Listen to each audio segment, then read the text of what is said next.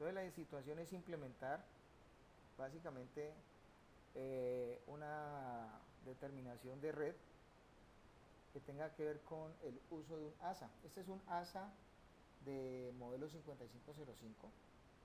Esta es la parte frontal. Yo creo que ya les habíamos hablado un poquito acerca de esto.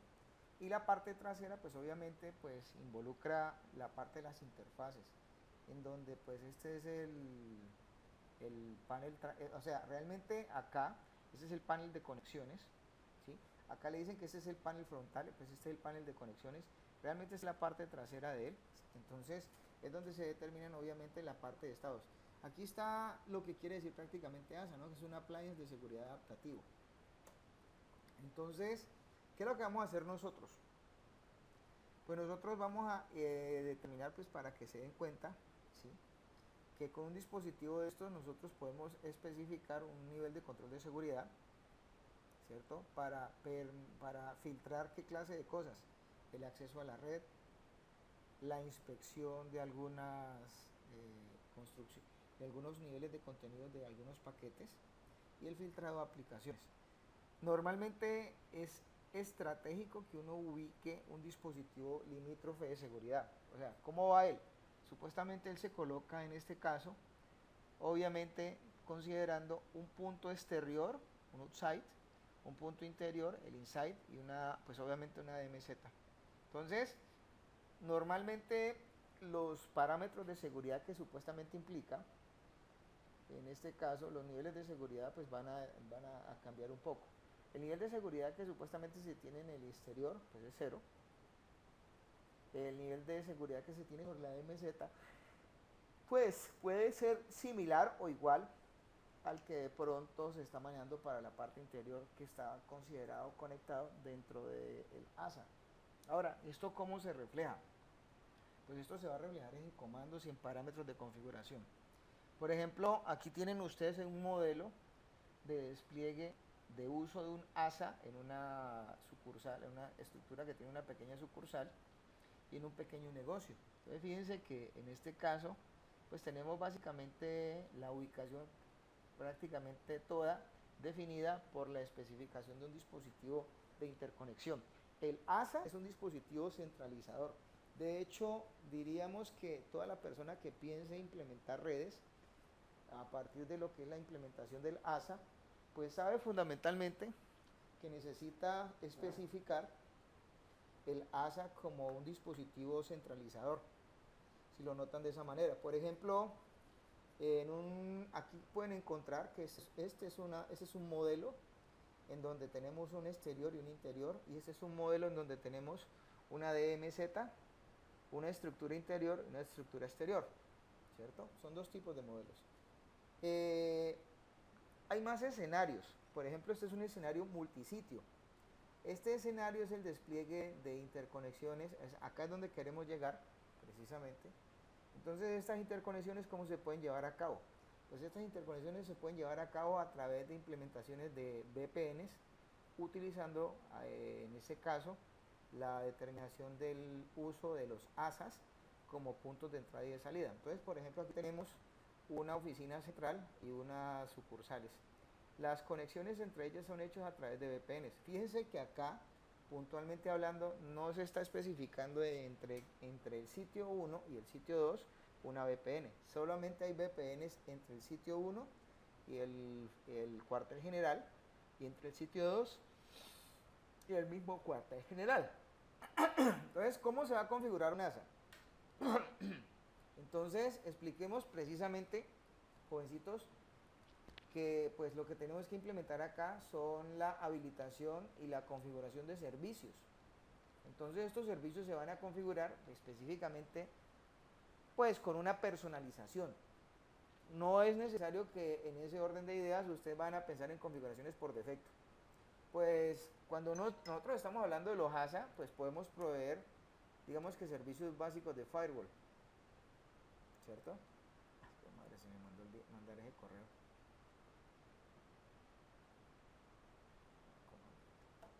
Entonces, estas cosas involucran que determinemos configuración de grupos de objetos sobre los ASAs, listas de control de acceso sobre grupos de objetos en un ASA, por ejemplo.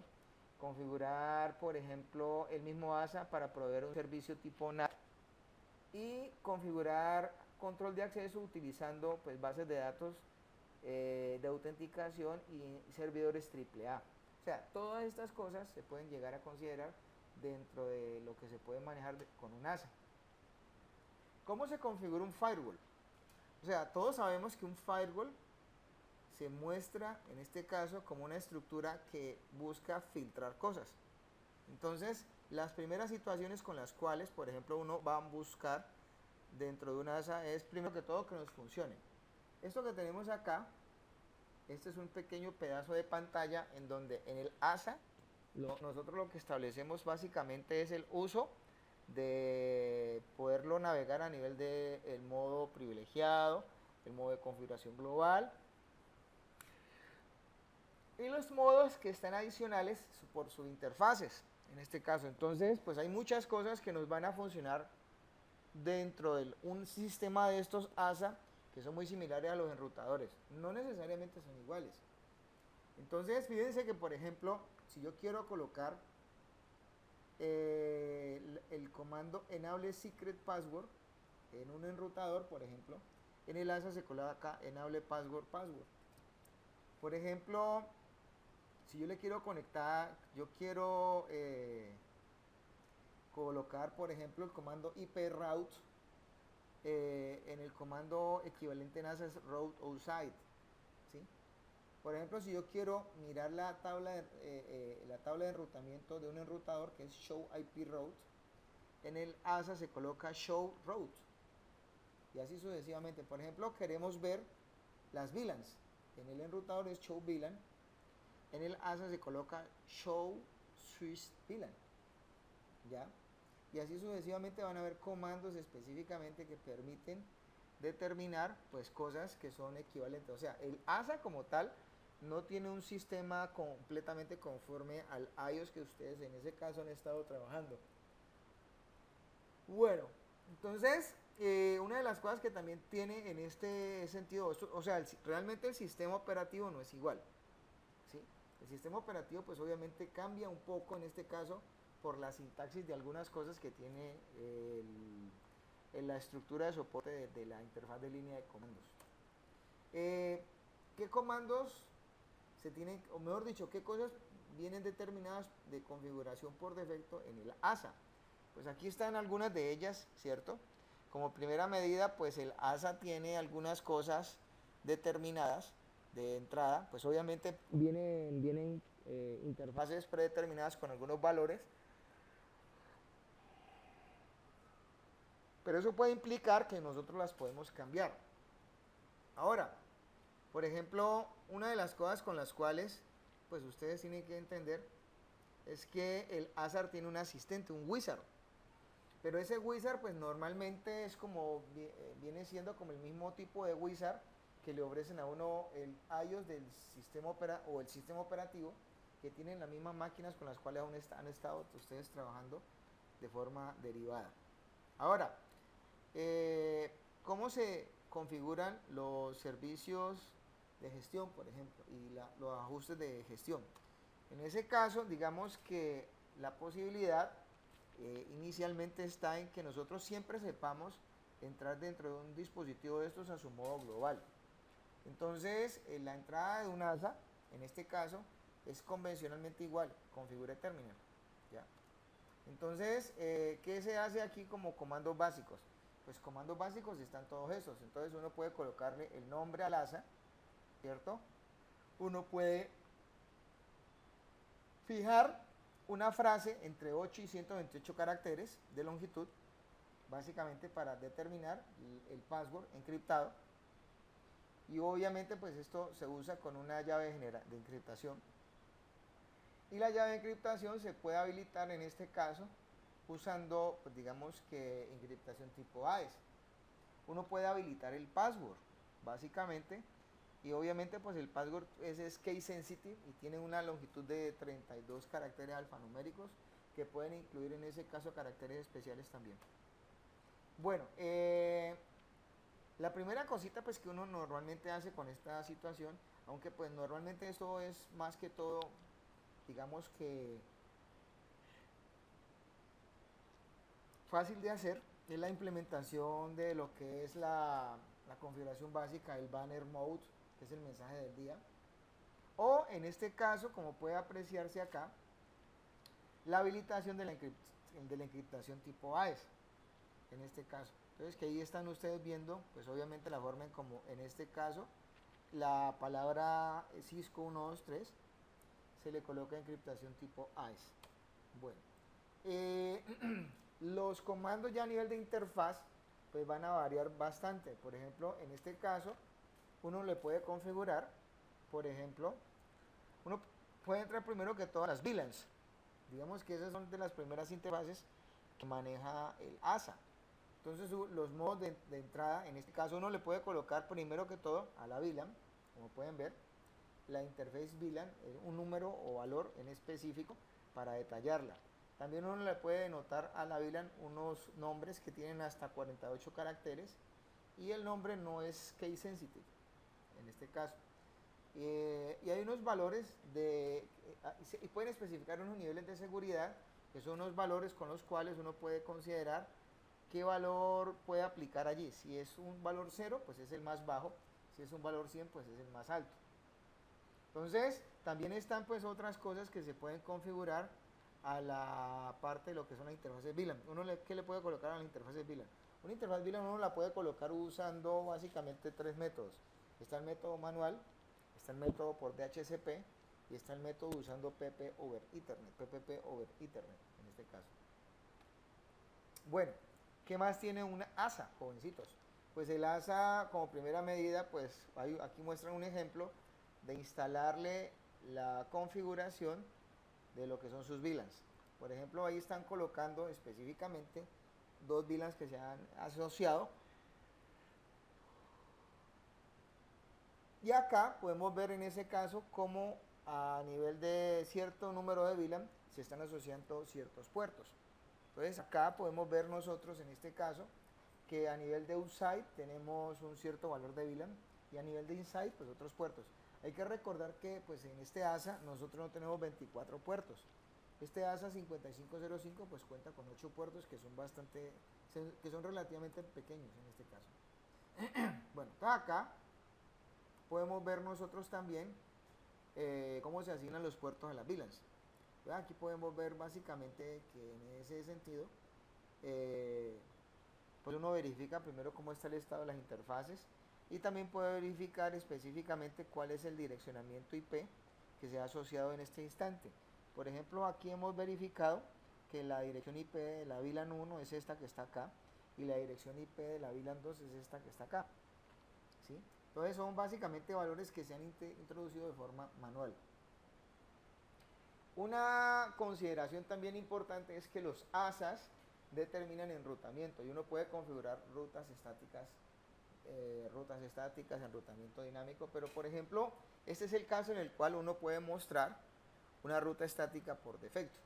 Entonces aquí pueden ver en ese sentido que la ruta fue introducida con este comando route outside. Entonces aquí se coloca el primer quad de ceros, el segundo quad de ceros y el punto de salto. Entonces, normalmente pues esto es un valor que va a aparecer como parte fundamental y estructural de lo que es en este caso la tabla de routing.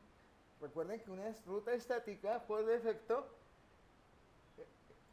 es una especificación que convencionalmente en los enrutadores tiene una instancia administrativa, perdón, no una instancia administrativa, sino realmente una calificación como fuente de enrutamiento con valor 1. Lo único que la puede superar es una ruta directamente conectada. ¿Estamos hasta ahí? Bueno, entonces, cada vez que nosotros encontramos estas cosas, pues nos vamos a dar cuenta de ciertas situaciones. Bueno, sigamos. Aquí está en la configuración de los servicios de acceso remoto. Entonces, uno le puede configurar qué clase de cosas al ASA. Por ejemplo, a los enrutadores, uno les puede colocar passwords y cosas para hacerlo remotamente. Ese ejercicio sería bueno hacerlo. Pero en un ASA, así como en un enrutador, también sucede igual. Uno no tiene que ir directamente a la consola del dispositivo a introducirse. En este caso uno puede hacer eso de forma remota. Hay un servicio que se llama el servicio SSH. No sé si alguno de ustedes lo conoce.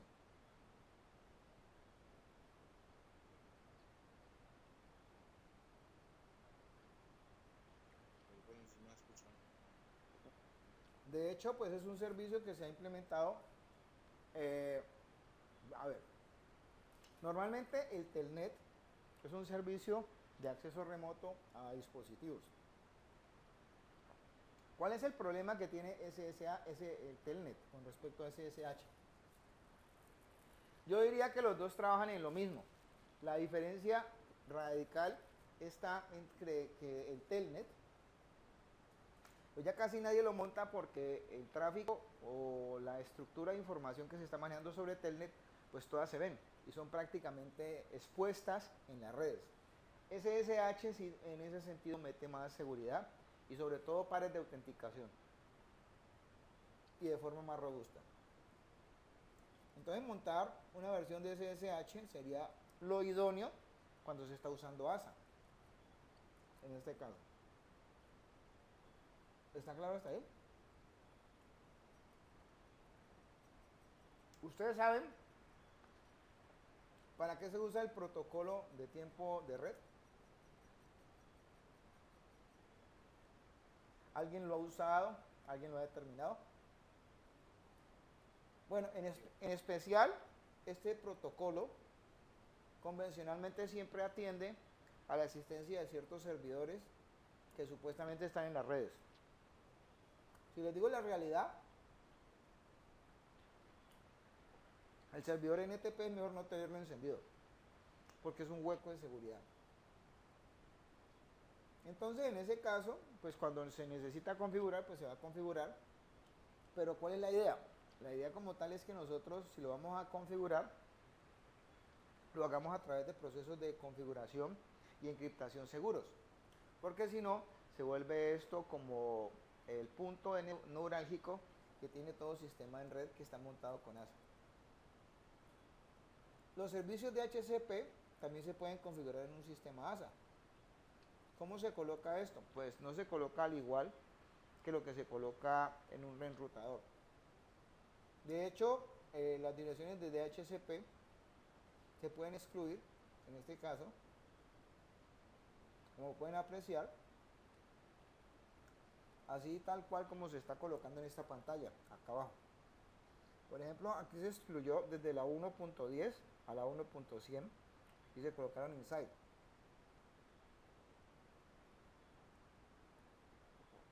Entonces, digamos que el pool de las direcciones pues tiene que supuestamente estar dispuesto y obviamente determinado para que funcione.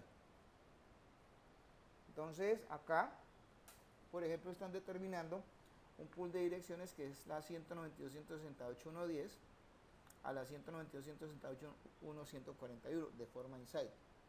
De hecho, están determinando qué tanto tiempo se les puede prestar esa dirección. ¿Está claro hasta ahí? Bueno, esos son los aspectos básicos. Entonces ahorita vamos a determinar cuáles son los grupos de objetos de seguridad que se pueden implementar acá. En ese sentido, pues lo primero que tenemos que entender nosotros es qué clase de objeto vamos a montar. Entonces hay un objeto que supuestamente admite otros modos de configuración.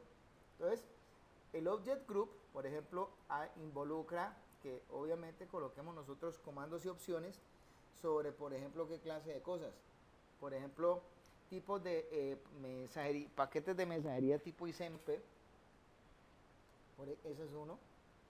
Está el network, que se determina por un grupo de hosts o una especie de subred IP.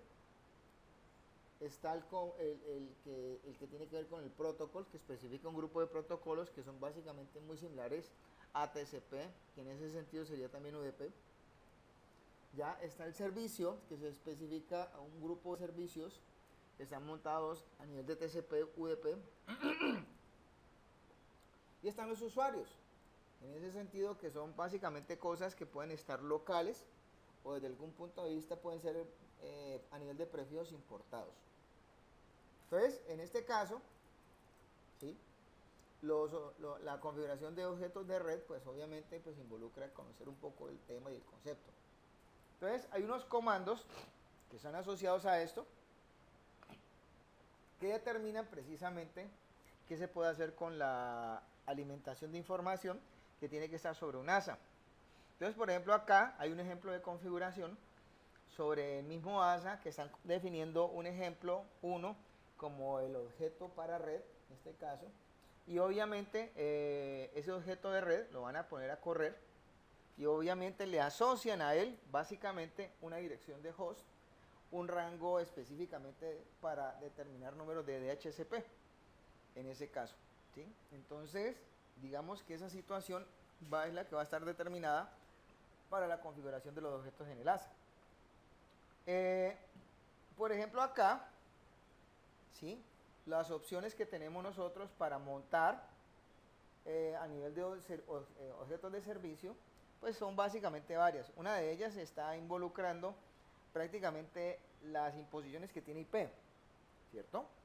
Entonces IP puede mostrar qué clase de cosas. IP nos abre el modo de IPsec, el modo de IGRP, el modo de ICMP versión 6, el modo de, bueno, todas las necesidades con las cuales a nivel de este tipo de cosas se pueden implementar con los ASAs. Entonces, aquí tenemos nosotros, ¿cierto? Más objetos, más configuración de objetos. Por ejemplo, acá podemos ver un objeto que tiene un cierto nombre, que es un servicio de objetos, y ese servicio de objetos pues obviamente determina que hay unos protocolos asociados a cada una de estas cosas como opciones que se han determinado y se han especificado que pues obviamente lo que se haga es a nivel de TCP, y para estas situaciones pues se han determinado o se han escogido algunas de estas cosas. En una de ellas está, por ejemplo, el protocolo FTP y en el otro está el protocolo WWW. ¿Ya? Bueno. Pero entonces entendamos cómo se construye un grupo de objetos. Entonces, los grupos de objetos, pues repito, entonces van a estar especificados con algunos elementos, en este caso, con los cuales se cuenta para la implementación de una red con ASAs. Entonces, hablemos claro en esta parte. Entonces, los grupos de objetos de configuración común. Entonces, ¿cuáles son? Básicamente, pues son aquellas cosas con las cuales vemos que si se requiere en un modelo, pues va a tener que replicarse al otro. No es que supuestamente unos usen una cosa y otros usen otra. Porque si no, entonces en ese sentido el concepto sería muy ineficiente. Bueno. ¿Alguna pregunta? ¿Jóvenes? ¿Ninguna?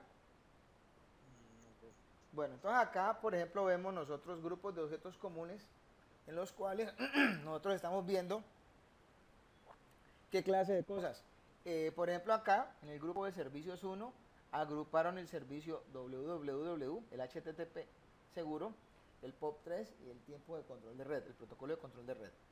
En este objeto que está acá, solo agruparon www y SMTP. Y en el tercero, básicamente, pues invocó lo que tenía el segundo más unas cosas del tercero. Entonces fíjense que si yo invoco también cosas a nivel de objetos del segundo, pues eso se puede heredar. ¿Está claro? ¿Alguna pregunta? Bueno, nadie quiere hablar. ¿Está claro? ¿Cómo, Arbey? Ahí se veía que trae algunas cosas del segundo en el tercero. No, claro, es que yo puedo instalar aquí, a nivel del tercero, las cosas que traen en el segundo. De hecho, lo que podemos hacer en ese caso es portar las características de un grupo a otro, básicamente. ¿Preguntas? ¿Esa es la única que iban a decir? Bueno, entonces sigamos. Hablemos de las listas de control de acceso, pero ubicadas y aplicadas para lo que es un sistema ASA. ¿Alguna pregunta hasta acá? Me imagino que no, entonces nadie quiere preguntar qué es una lista de control de acceso. Entonces, una lista de control de acceso está hecha, obviamente, por un conjunto de reglas. Ese conjunto de reglas básicamente están definidas como simples entradas, pero la idea es que estas simples entradas se puedan reproducir a nivel de política de determinación de niveles de seguridad. Entonces, una ASA está cuando tiene una lista de control de acceso involucrada, está en la obligación de permitir o de negar de acuerdo a la regla impuesta, ¿cierto? Entonces, este tipo de cosas, ¿dónde pueden ser aplicadas? Por lo general, cuando se están hablando de listas de control de acceso, estas cosas son aplicadas a host, en este caso, y normalmente a dispositivos. Entonces, las listas de control de acceso normalmente se reflejan, es el dominio o control que uno tiene sobre niveles de aplicación y direcciones IP en versión 4 o en versión 6.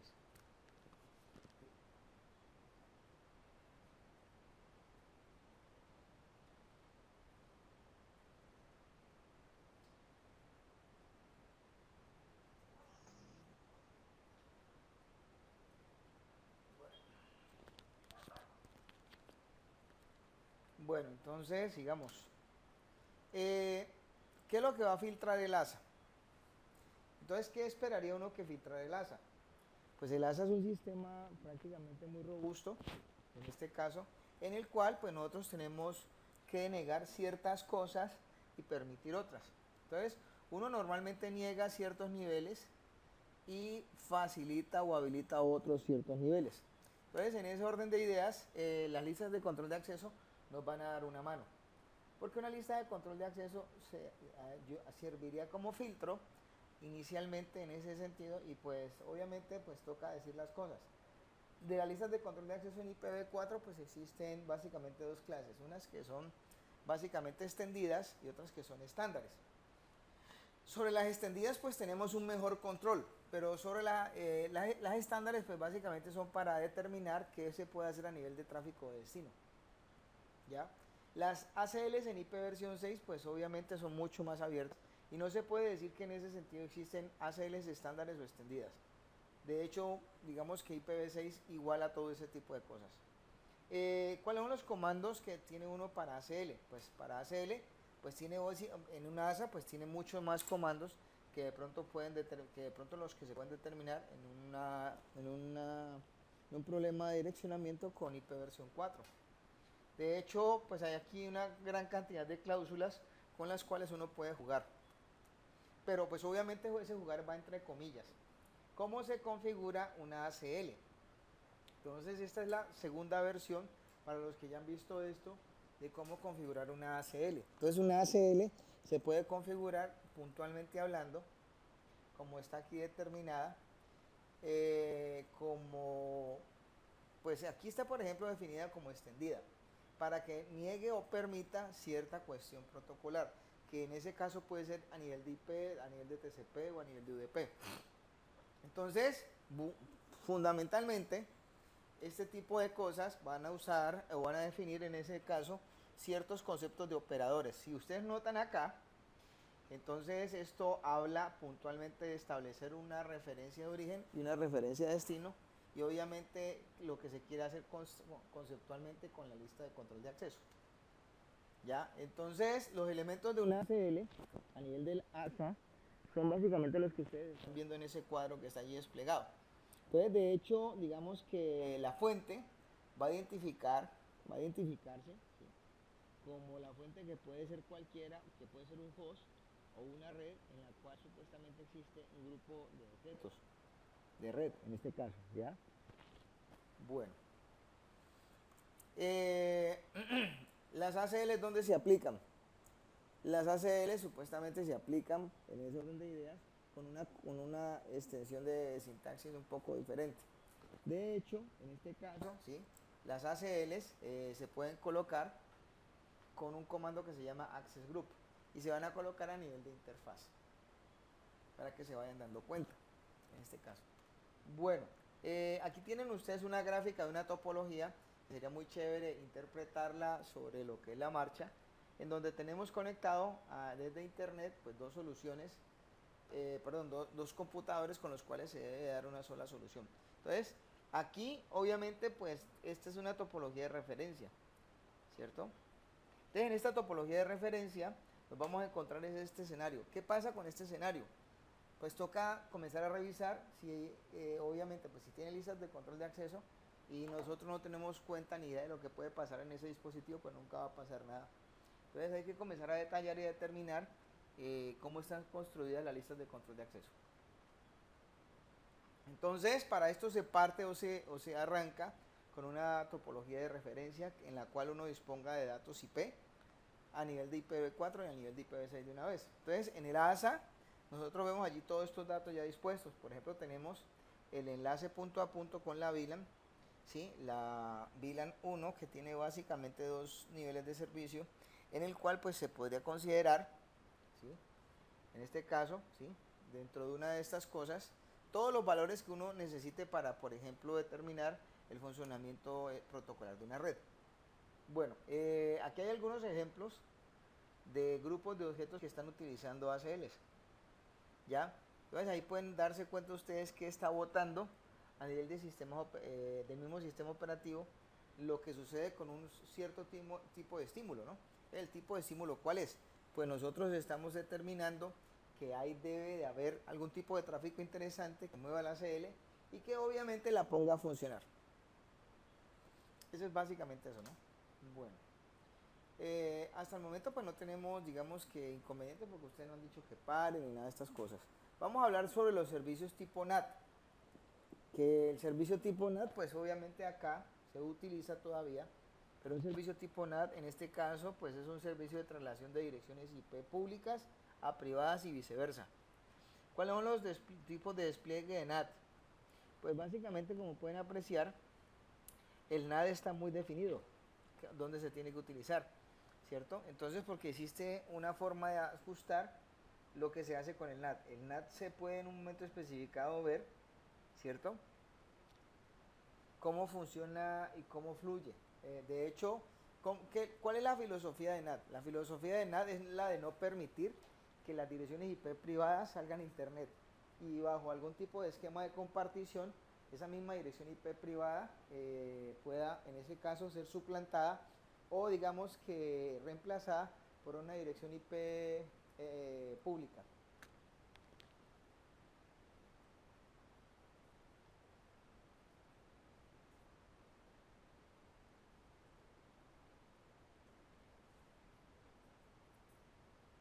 Bueno, entonces miremos una cosa. ¿Qué puede estar pasando acá? ¿Cómo se configura esto dentro de una topología? Entonces se supone que uno lo debe colocar es para la parte interna de la estructura de la red. De hecho, pues el NAT puede ser, este es un NAT por ejemplo de configuración dinámica.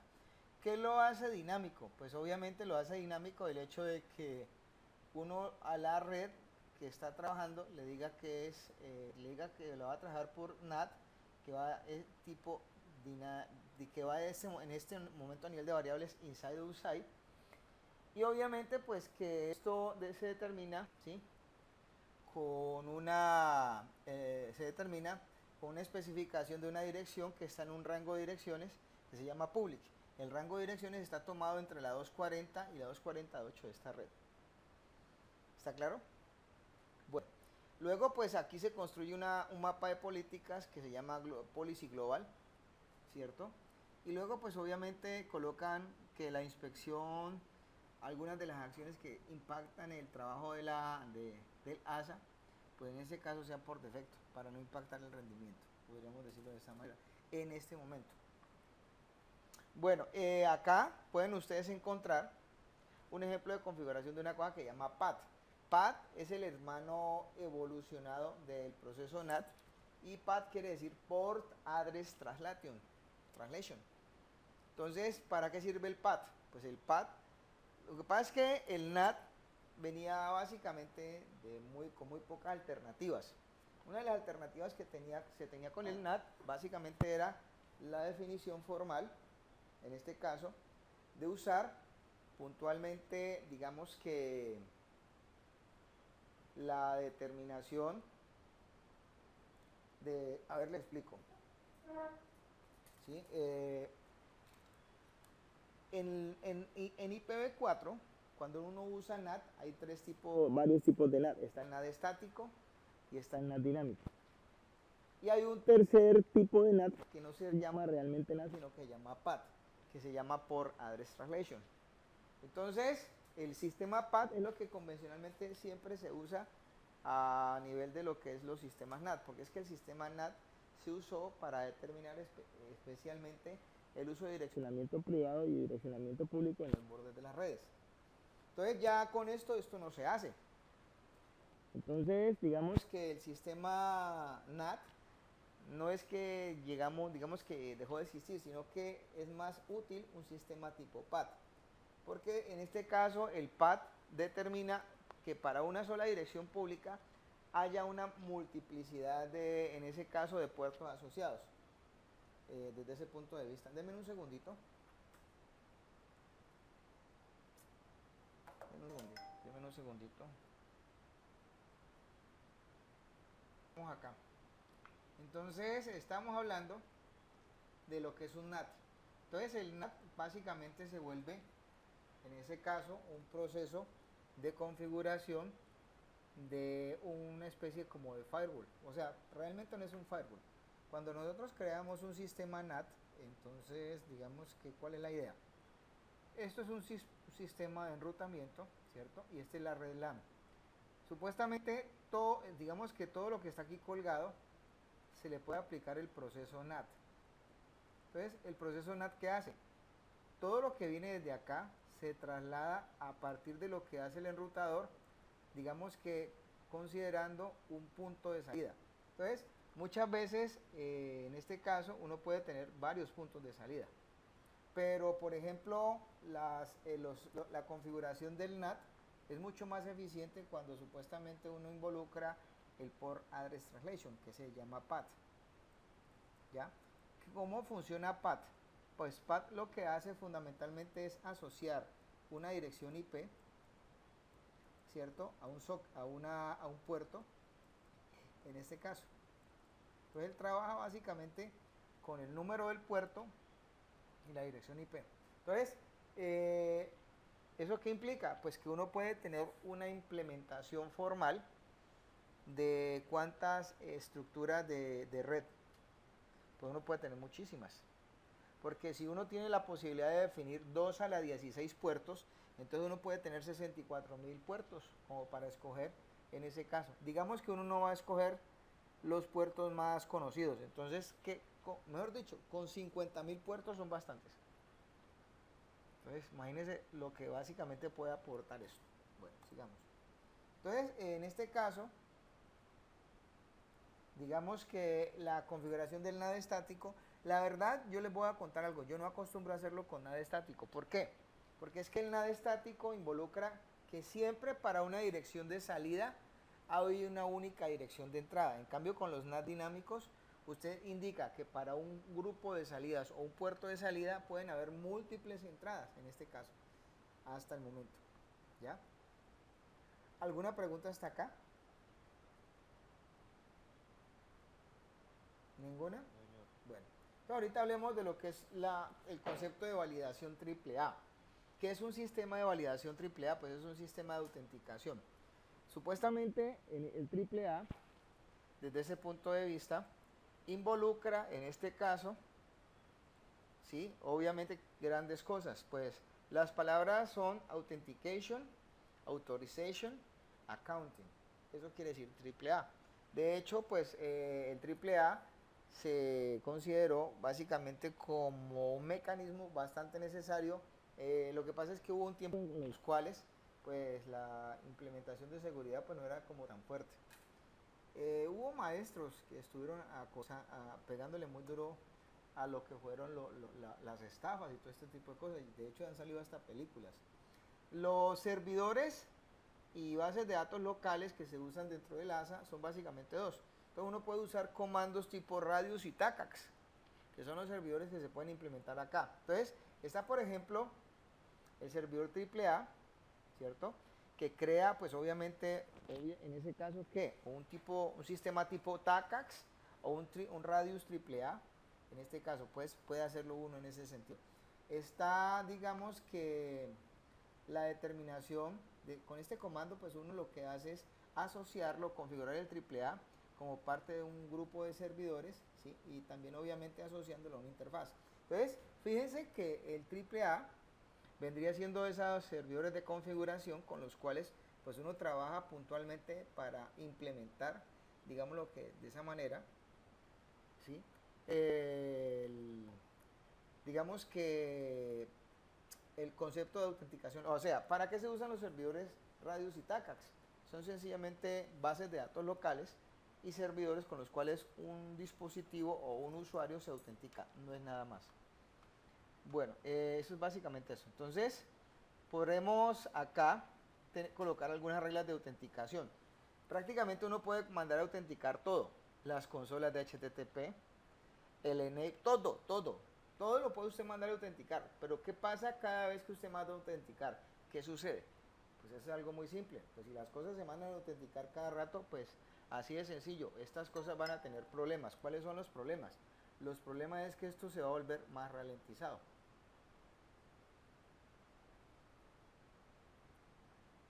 ¿Listo? Bueno. ¿Está claro para ustedes? Entonces, normalmente esto advierte dónde se está autenticando, ¿no? Desde ese punto de vista. Bueno, ¿cuáles son las políticas de servicio aplicables dentro de un ASA?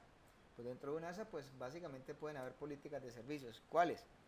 Pues aquí hay, digamos que una estructura que puede venir en cascada. Por ejemplo, uno puede crear mapas de clases, mapas de políticas y políticas de servicios. Entonces, digamos que esto a nosotros nos entrega un concepto metodológico para poder desarrollar eso. Ese concepto metodológico no solamente se involucra con esto, sino que se amarra con otras cosas fundamentales. Entonces, ¿como cuáles? Por ejemplo, se configuran los mapas de clases, en este caso que están acá, ¿sí? Entonces, desde ese punto de vista, indican que la lista de, por ejemplo, miren acá, aquí se coloca una lista de control de acceso, ¿sí? Que, por ejemplo, hace que se trabaje sobre UDP, una lista de control de acceso que se trabaje sobre TCP, ¿cierto? Que permite todos los niveles de aplicación, y hay una lista de control de acceso que permite, en ese sentido, un cierto nivel de direcciones IP. O sea, construir estas cosas va a involucrar que ustedes construyan, obviamente, cosas que estén involucrándose dentro de una estructura de escogencia. A ver, crear un mapa es como llegar y decir, bueno, yo creo, voy a escribir esta circunferencia, y dentro de esta circunferencia voy a meter ciertos objetos. Y los objetos que tengo dentro de la circunferencia son los que yo instancio para la política de seguridad. Entonces, básicamente eso es lo que hace eso. Entonces, hacer un mapa es eso. Es como crear en ese sentido una plantilla de la cual yo puedo extraer en ese caso o aplicar condiciones. Entonces, digamos que la infraestructura... Denme un segundito.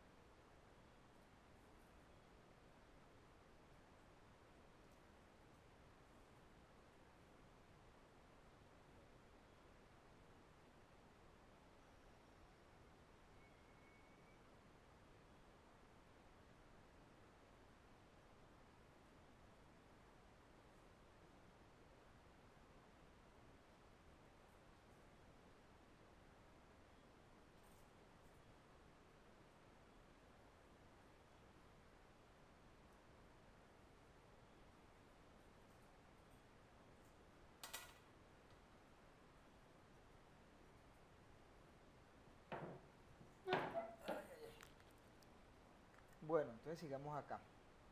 Entonces, construir una infraestructura de políticas dentro de una... un segundito, jovencitos, un segundito.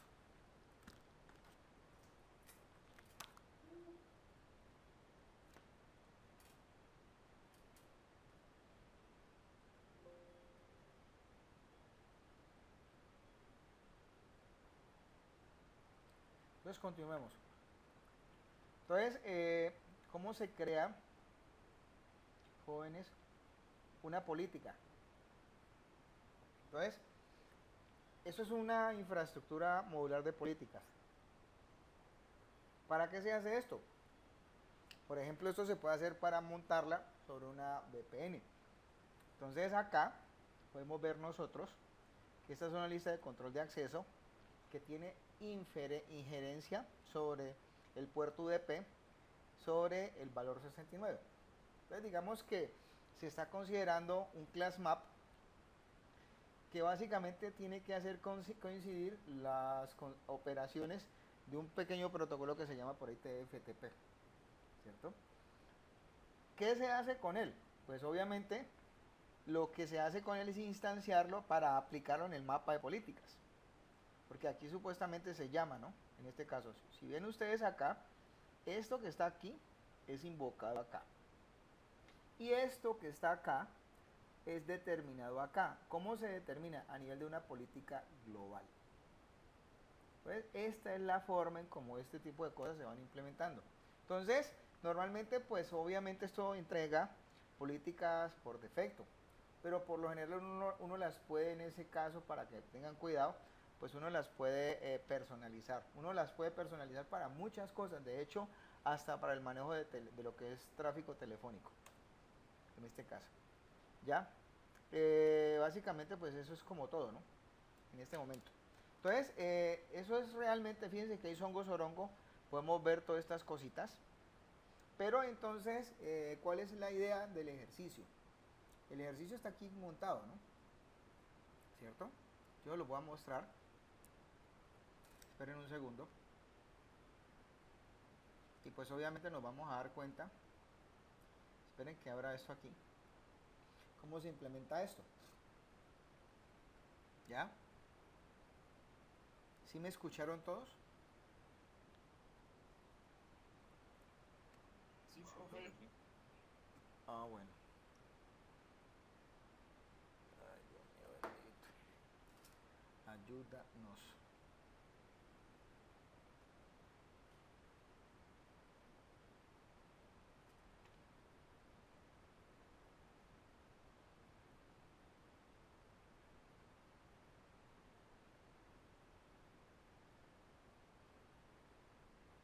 Bueno, entonces aquí pueden ver ustedes, eso es un multisite. Esto es un ASA multisite. Esperen un segundito que esto acá.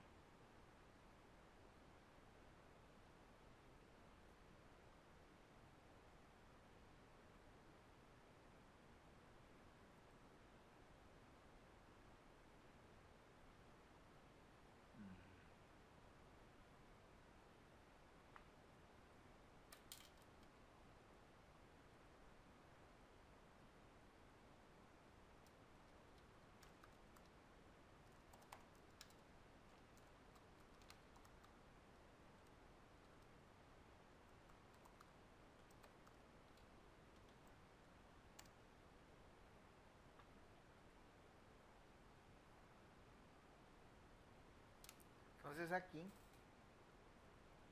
ustedes pueden hacer este ejercicio ya.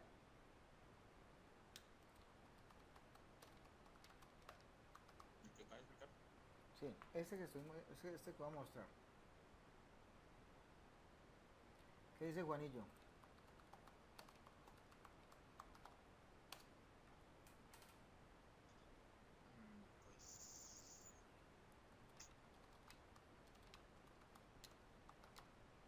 Pues Pues que, a ver.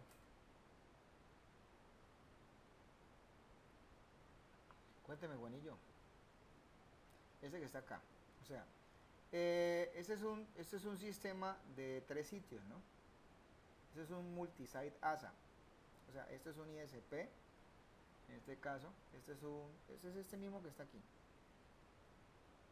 Es este sitio que está acá.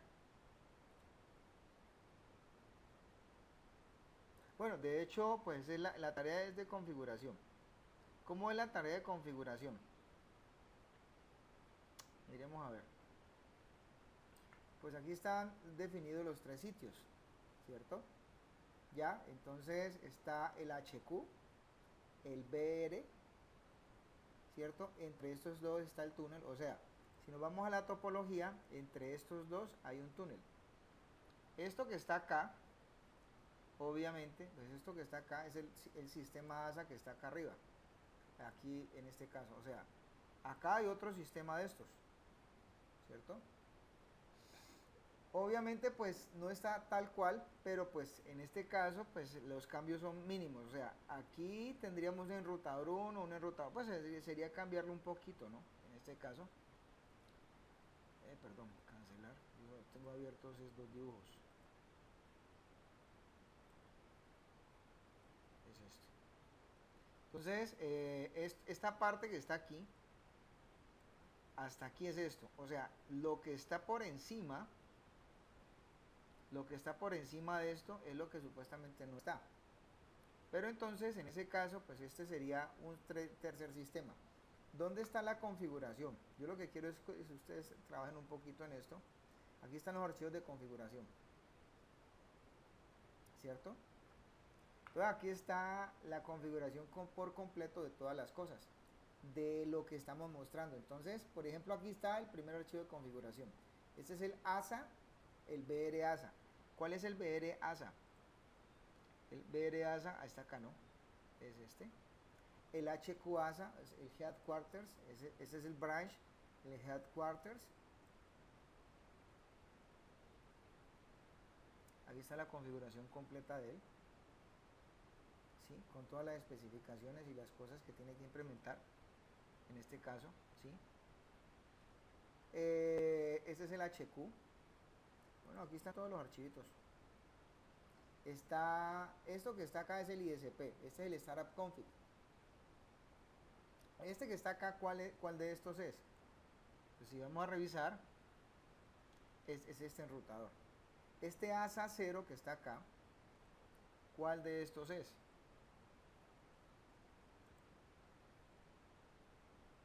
¿Ya? Es este que está aquí. Y eso es todo. ¿Ya? Bueno, y pues el resto son en computadores, ¿no? Pues este es un router 1, este es un router 2. En este caso, pues aquí nosotros hemos determinado que aquí está el router 1 y este es el router 2. Eso ya está puesto, ¿no? Entre otras cosas, porque acá ellos ya tienen las direcciones, ¿sí? Si ustedes pueden apreciar esa parte. Si son capaces de hacerlo o no.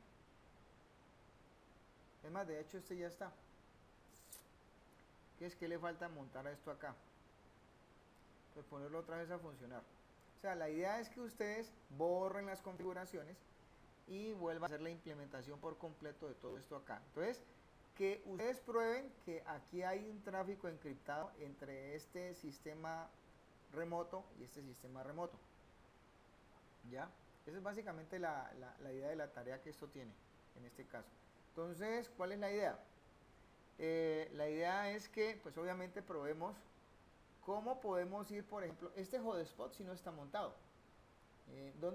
¿Cómo lo podemos montar? Pues yo diría que el hotspot está colgado del enrutador 1, ¿cierto? Así como estamos viéndolo acá. Del primer sistema ASA. ¿Cómo está colocado? Está colocado en la interfaz Ethernet 02 del sistema ASA. ¿Cómo se hace esa parte? ¿Sí? Porque supuestamente el ASA tiene un servidor local, eso ya está, esta parte no está. ¿Cómo se montaría? Entonces, esto se monta de esta manera. Entonces, por ejemplo, digamos que yo coloco este sistemita aquí, este es el AP, digamos que estamos allí montando, se está usando un switch, ¿cierto? Y para esta situación, pues se cuelga de la interfaz Ethernet 02, busquémosla, es esta que está acá, viene la gigabit, ¿cuál? A la gigabit 01. Listo. Entonces, adicionalmente, en este caso, pues aquí por el puerto Fast Ethernet, aquí hay un servidor en el Fast Ethernet 01, pues está ese servidor, y acá pues viene colocado un hotspot. Entonces, ¿cómo va ese hotspot? Pues este, por ejemplo, es fácil. Entonces yo saco, es un servidor, ¿no? Entonces buscamos un servidor, aquí lo ponemos,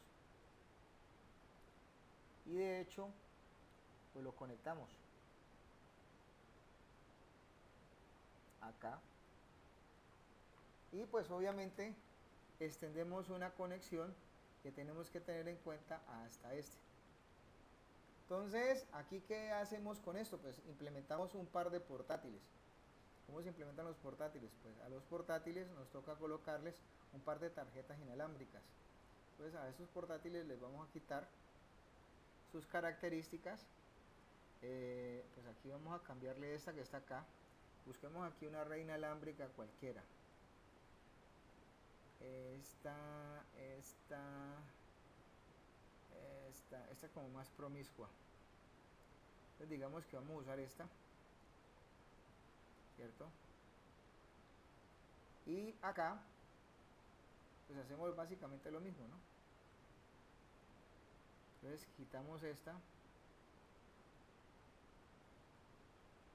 perdón, quitamos esta y montamos esta que está acá.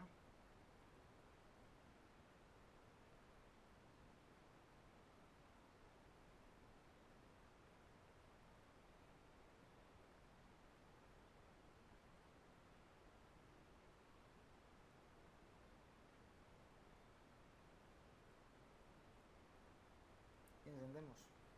Entonces ya tenemos recreado esa parte del enlace, de la parte de configuración del sitio, del multisite. Entonces ya está implementado esto. O sea, ¿esto qué es acá? Pues esto es acá lo que nos están diciendo a nosotros, que es la DMZ. Aquí está la dirección de la VLAN, que nosotros supuestamente tenemos que manejar. Pues sabemos que en este caso, esta es la dirección 176.16.2.200 y aquí hay un hotspot. No es más. En ese caso.